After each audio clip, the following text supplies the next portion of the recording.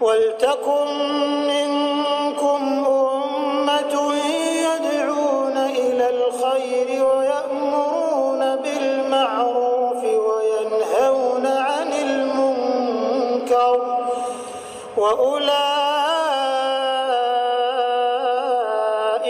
هُمُ الْمُفْلِحُونَ. Baik tahajud ataupun qiyamul lail ditunaikan sebelum tidur atau setelah tidur, maaf, tidak semua orang yang mengerjakan ini berpotensi mendapatkan nilai-nilai takwa. Awas, rubba qa'imin laisa lahu min qiyamihi illa sahar. Tidak sedikit orang yang qiyam, kata Nabi, qiyam, salat di malam-malam Ramadan, tidak mendapatkan apapun dari berdirinya kecuali lelah berdiri bergadang saja. Berdiri. Diri enggak ada nilainya. Maka dari itu dicontohkanlah cara mengerjakannya supaya maksimal kita memaksimalkan ini semua. Sekarang bagaimana cara saya mengerjakan? Baik, saya kerjakan qiyamnya sebelum tidur langsung ba'da isya atau di malam harinya. Maka mari kita lihat Nabi mencontohkan dengan dua sifat ini. Satu iman, kedua ihtisab. Sebentar, sebelum saya teruskan, bisa dipahami penjelasan saya? Jazakumullah khair. Kita teruskan. Saya coba hapuskan dulu yang ini. Ini saya tahan untuk menerangkan turunan yang ini. Alhamdulillah. Saya, kalau Anda bersin, saya suka ingat sahabat saya yang tidak berjumpa, tapi kita insya Allah punya ikatan yang kuat. Namanya Ahmad Muzammil. Orangnya saleh. Masya Allah. Wajahnya memancarkan karisma yang baik dan ahli Quran. Dan kami mengasuh pesantren dulu dengan nama yang sama. Sama-sama Al-Hikmah. Sama-sama di Lebak Bulus. Saya mengasuh Al-Hikmah untuk hafalan Quran, mahasiswa yang kuliah sekitaran Jakarta, ada Lipia di Buncit, ada IIKI juga, ada yang PT IIKI, ada UIN.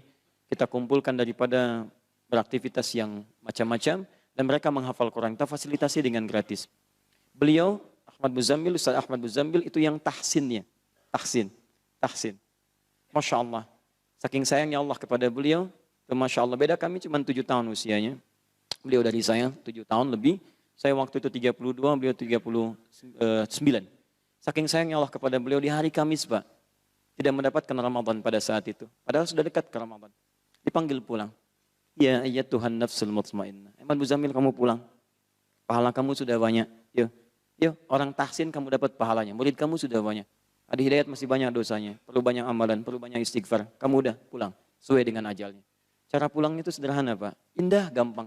Cuman bersin 2 kali. Hasi, selesai. Ringan gitu. Ya, Ahmad Muzammil, ahli Quran, ahli tahsin, pahala banyak.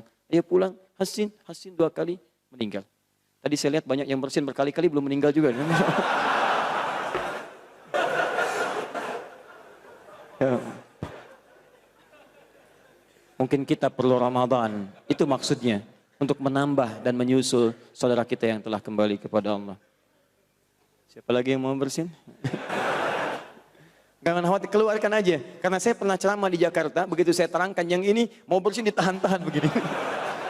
Tenang ya, tenang. Bismillah. Kembalikan ke sini. 1. Hadis riwayat Muslim. Nomor hadis 749. Sebelum sampai ke sini, ini saya bahas yang ini dulu, yang iman dulu. Imanan. Allah. Sekali. Dilakukan karena Allah. Bukan karena yang lain. Kalimat iman pertama di dalam Al-Quran disandingkan langsung dengan Allah yang dengan sifat ghaibnya. Alladzina yu'minuna bil ghaib. Yu'minun bil ghaib. Imannya dilakukan karena Allah yang ghaib. Ghaib itu belum tampak dalam pandangan kita. Dan kita yakini keesaan ketunggalan dan seluruh kekuatan-kekuatannya kepada kita semuanya. Fokus baik-baik di sini. Ketika menyebutkan kalimat iman, maka tujuan utamanya kepada Allah. Kalau Anda ingin mendapatkan ampunan di malam Ramadan, dalam saat Anda menunaikan sholatnya, maka syarat yang pertama, sholat Anda harus ditunaikan karena Allah, bukan karena yang lain. Jangan dulu perdebatkan berapa jumlah rakaatnya. Pertanyaannya adalah berapapun rakaat, berapa yang Anda niatkan karena Allah Subhanahu wa Ta'ala. Jangan sampai terjadi saya ke sini, karena di situ enak keadaannya. Saya ke sini karena teman saya pun ke situ. Saya di sini karena imamnya lebih memberikan ketebalan kepada saya, macam-macam dan sebagainya. Ingat teman-teman, Anda boleh untuk memberikan gambaran-gambaran semangat karena imam bagus bacaan, karena menyentuh kepada jiwa. Tapi yang harus Anda tanamkan pada diri Anda sendiri, siapapun imamnya, memberikan sentuhan ataupun kepada jiwa saya, tetap saya kerjakan karena Allah Subhanahu wa taala. Begitu Anda datang imamnya beda, Anda nggak akan peduli. Yang penting Allah ridha dengan salat saya malam ini. Paham ya? Maka hati-hati betul, begitu nanti teman-teman mempraktikkan masa tarawihnya, akhi, di mana tarawih? Saya ikut si fulan aja lah. Bukan. Bukan karena ikut si fulan. Karena Allah perintahkan Anda untuk memilih yang terbaik karenanya. Paham? Satu. Sudah, masuk ke dihin dulu, lalu saya teruskan ihtisab. Teknisnya bagaimana? Teknisnya, salatul laili mathna mathna. Hadis Muslim hadis 749. Kalau Anda tunaikan salat malam, salatul laili, malam dibagi dua, bisa tahajud, bisa qiyamul lail.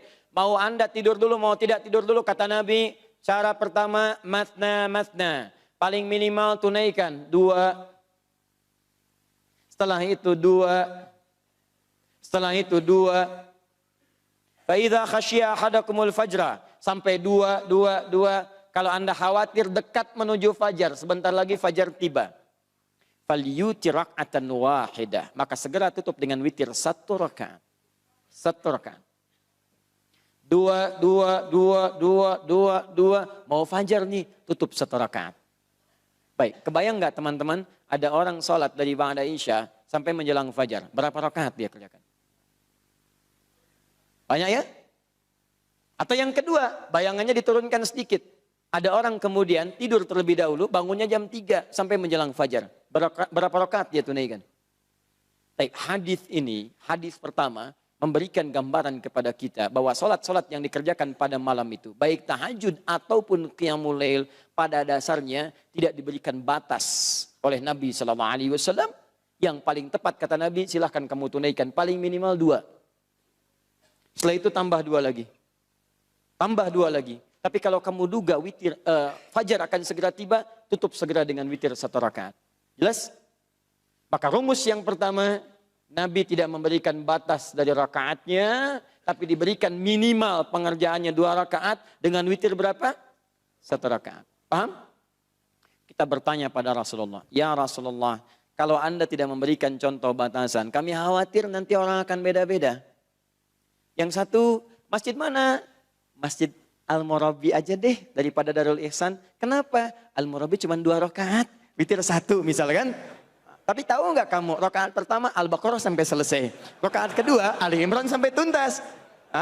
Pilih mana? Apakah Al-Murabi atau Darul Ihsan? Kalau Darul Ihsan bagaimana? Juz amma.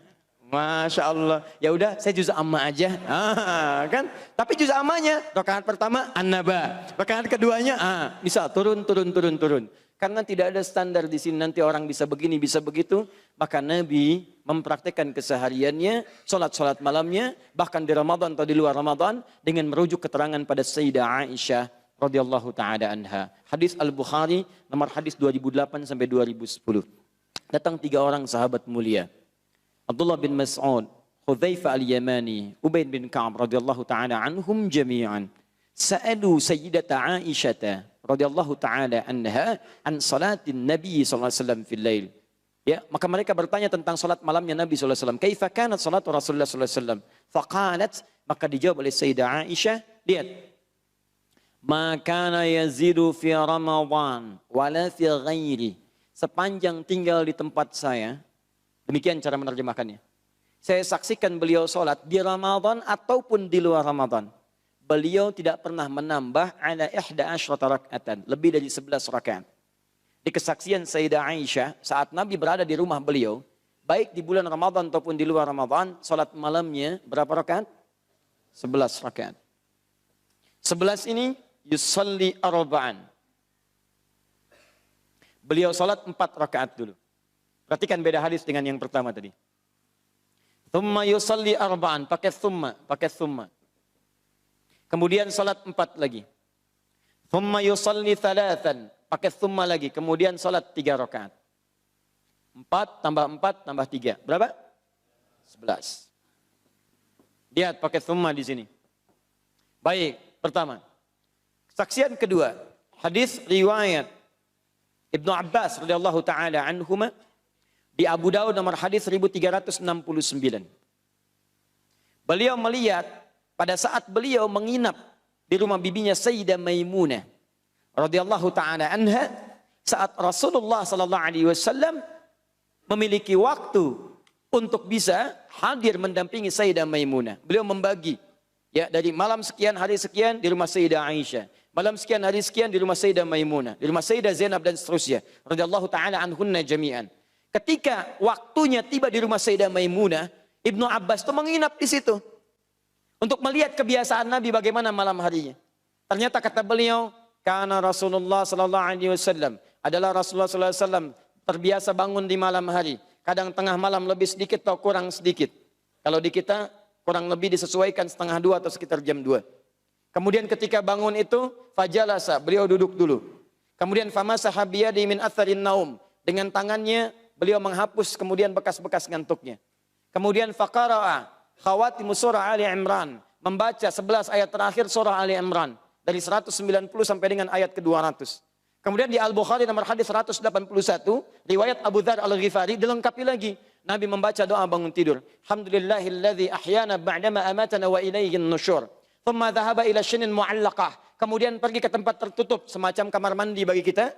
Fatawadda, kemudian beliau berwudu. Kemudian apa yang terjadi? Lalu beliau datang ke musolanya, tempat solatnya dan siap menunaikan solat malam. Aku berdiri di belakangnya sampai Nabi menarik aku sehingga sejajar dengannya. Ini dalil menunjukkan boleh kalau salat berdua, Anda jadi imam, teman Anda jadi makmum, berdiri secara sejajar. Anda imam, dia makmum, sejajar posisinya. Anda kiri, dia kanan. Atau kalau mau menggunakan yang masyhur, yang standar yang lain, Anda maju sedikit, kemudian makmum di belakangnya sedikit. Paham? Belum selesai hadisnya. Kemudian saya merasakan salat bersama Nabi. Nabi salat kemudian dimulai dengan 2 rakaat yang ringan. Khafifatain. Rak'ataini khafifatain. Khafifatain itu salat pembuka. Kalau kita warming up. Ya, untuk menghadirkan kehusuan sebelum sholat masuk pada intinya. Rakaatnya 2 rakaat. Saya simpan di sini, pembuka. Bacaannya nggak panjang. Jadi begitu sholat, langsung baca Al-Fatihah, takbir Allahu Akbar. Al-Fatihah tanpa bacaan surat yang lain. Setelah itu rukuk, i'tidal, sujud. Duduk di antara 2 sujud. Rukuk, sujud, bangun lagi. 2 rakaat selesai. Setelah itu beliau menunaikan sholatnya yang 2 rakaat, 2 rakaat, 2 rakaat. Lihat baik-baik. Setelah itu beliau tunaikan 2 rakaat. Tambah lagi 2 rakaat. Tambah lagi 2 rakaat. Thumma yusalli rak'atain. Thumma yusalli rak'atain. Setelah itu beliau tutup dengan menunaikan 1 rakaat. 1, 2, 3, 4, 5. 2, 2, 2, 2, 2. 10 tambah 1. Berapa? 11. Dibuka dengan pembuka yang ringan, salat intinya 11 rakaat. Jadi di rumah Sayyidah Maimunah 11 rakaat. Di rumah Sayyidah Aisyah kemudian 11 rakaat. Ini 4, ini kemudian 2, 2, 2, ujungnya 1. Paham sampai sini? Baik. Jadi kalau Anda misalnya ingin mengambil standar salat Nabi SAW mengacu pada jumlah rakaatnya, Anda silakan boleh tunaikan 11 rakaat. Paham? Mau pilih mana saja silakan. Jangan Anda simpulkan tuh. Yang benar itu yang 11 rakaat versinya 443. Karena hadisnya kata Aisyah radhiyallahu taala anha, saya tidak pernah melihat Nabi di Ramadan atau di luar Ramadan kecuali 11 rumusnya 443. Jawab, itu kan di rumah Sayyidah Aisyah. Sedangkan Nabi menginap bukan di situ saja. Kadang di rumah Sayyidah Maimunah, kadang di rumah Saudah binti Zam'ah, kadang di rumah Sayyidah Zainab dan seterusnya. Di rumah ini beda dengan yang ini karena kondisi istri Nabi satu dengan yang lainnya itu beda. Beda usia, beda kekuatan berdiri, beda keadaannya. Makanya Nabi memberikan fleksibilitas supaya istrinya nyaman mengikutinya. Itu poinnya. Dan ini bisa Anda terapkan pada istri Anda. Jangan dipaksakan. Ayo mah, yang kuat, yang kuat. Sunnah Nabi 11 rakaat. Lihat tuh, lihat. Tidak. Istri Anda persoalan di kakinya, cukup mungkin 2 dulu, 1 tutup, dia istirahat, Anda teruskan. Boleh, jangan dipaksakan. Surga mah, surga. Surga. La haula wala quwwata illa billah.